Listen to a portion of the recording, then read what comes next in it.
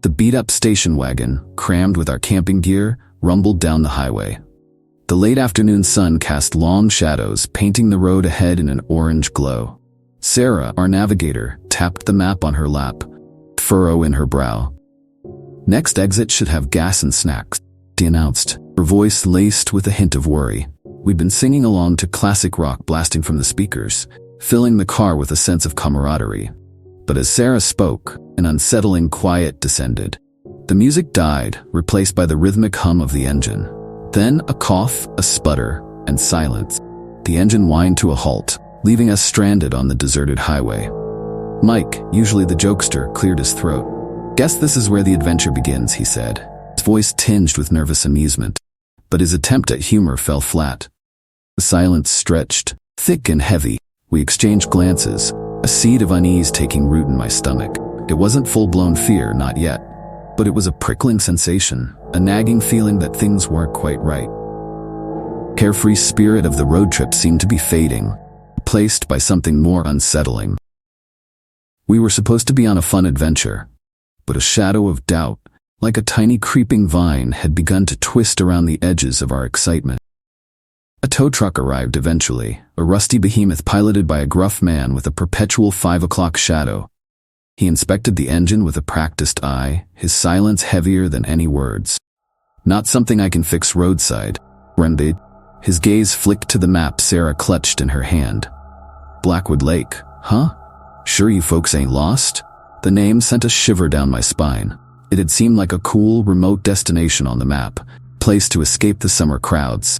Now, in the fading light, it felt more like a challenge, a place far off the beaten path. The mechanic suggested a town hours away for repairs, but darkness was approaching fast. Blackwood Lake, once a distant goal, loomed as the only option. We climbed back into the car, the silence thick in the air. The carefree banter from earlier had vanished, replaced by a tense quiet. A seed of doubt had sprouted, blossoming into a cold dread. This wasn't how the road trip was supposed to start. We were supposed to be creating memories, filled with laughter and adventure. Instead, an unsettling feeling gnawed at us, premonition that things were about to take a turn for the worse. As we drove deeper into the mountains, the landscape morphed into a tapestry of deepening shadows and dense evergreens. The playful banter we started with had dissolved completely, replaced by a heavy silence, punctuated only by the rhythmic crunch of gravel under our tires. Sarah, usually glued to the map, kept it folded in her lap, her brow furrowed in concentration. Occasionally, I'd steal a glance at Mike, his usual goofy grin replaced by a grimace. He tried to lighten the mood with a forced joke or two, but they landed with a thud. Even Jen, the quiet observer of the group, seemed tense, her gaze flickering nervously out the window. The GPS signal we relied on flickered in and out, and the estimated arrival time for Blackwood Lake changing. An unsettling feeling crept in, a sense of being hopelessly lost. Further we ventured, the more the road narrowed, transforming into a barely there track winding through the dense forest. The playful anticipation of the adventure had morphed into something altogether different. Cold dread coiled around our hearts. The last sliver of sunlight dipped below the horizon, plunging the world into an inky darkness. Our headlights carved thin beams through the oppressive night, illuminating towering pines that pressed in close on either side of the road.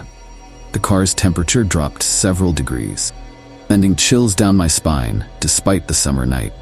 An unsettling symphony of nocturnal creatures filled the air, the hooting of owls, the screech of unseen birds, and the rustling of unseen movement in the undergrowth.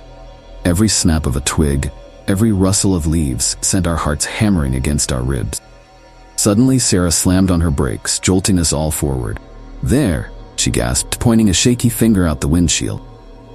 In the center of the deserted road lay a lone object, glinting ominously in the headlight. It was a car, or what remained of one.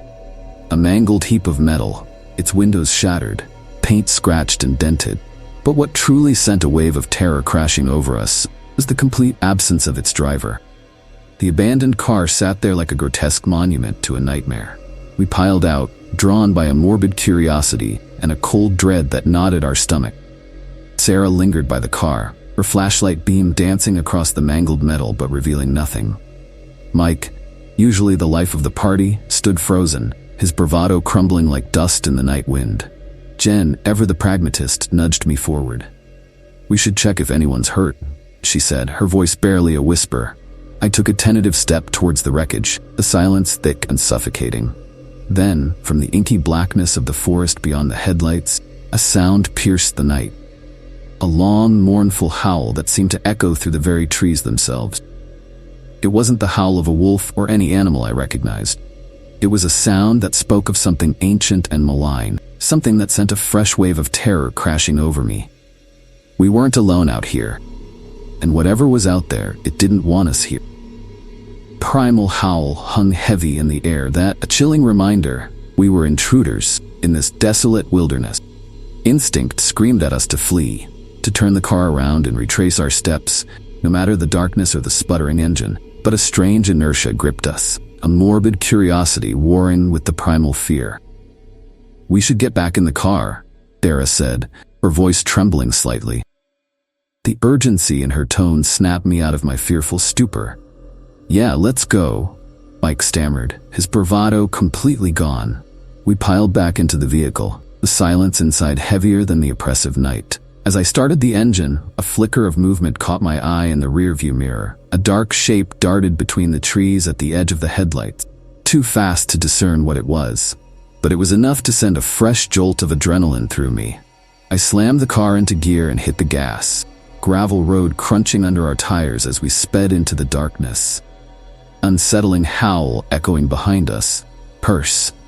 We tore down the deserted road, the headlights carving frantic beams into the endless night. The mangled car receded into the darkness, a horrifying reminder of what might await us on this forsaken path. The silence that followed the chilling howl was worse, heavy with unspoken dread. Sarah, usually glued to the map, gripped the dashboard with white knuckles, her eyes glued to the twisting road ahead. Mike, who had always reveled in scaring others with ghost stories, was now a pale imitation of his usual self, staring out the window with a haunted look. Even Jen, the voice of reason, seemed unnerved, her gaze flickering nervously between the dense forest and the road. The GPS signal remained stubbornly weak, offering little comfort. Every rustle of leaves, every crack of a twig, sent shivers down our spines. The air itself seemed to crackle with anticipation, a feeling that something unseen was following us, waiting for the opportune moment to strike. The car sputtered and coughed, the headlights flickering ominously. Dread tightened its icy grip around my heart. Not another breakdown, not out here in the middle of nowhere. We coasted to a halt on a deserted stretch of road, forest pressing in on all sides like a suffocating blanket. Silence, thick and heavy, descended.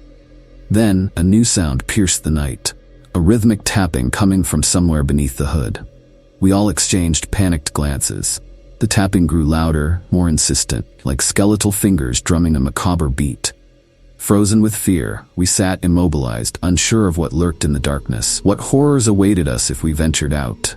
The rhythmic tapping escalated, echoing through the hollow shell of the car. It was unlike any engine noise I'd ever heard, chilling counterpoint to the symphony of nocturnal creatures that surrounded us.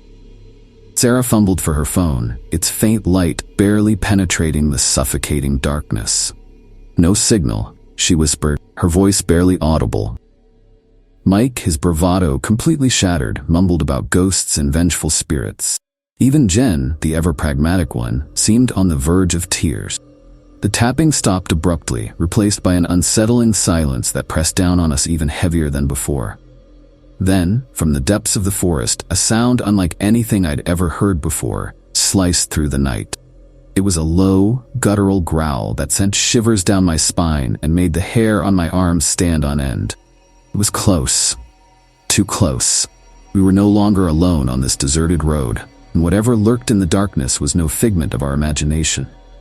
We tore down the deserted road, the headlights carving frantic beams into the endless night. The terrifying growl echoed behind us, a constant reminder of the unseen menace on our tail.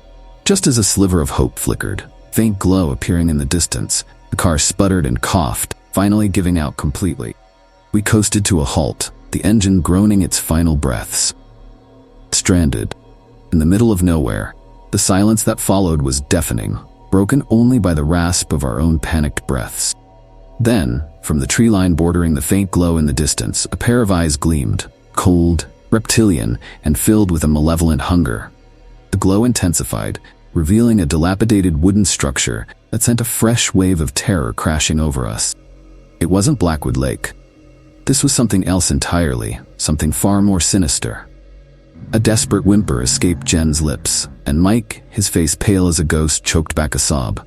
As the sosok, a creature of myth and nightmare from our local folklore, emerged from the darkness, its hulking form dwarfing the abandoned structure, we knew our road trip had taken a horrifying turn. This wasn't a place of escape.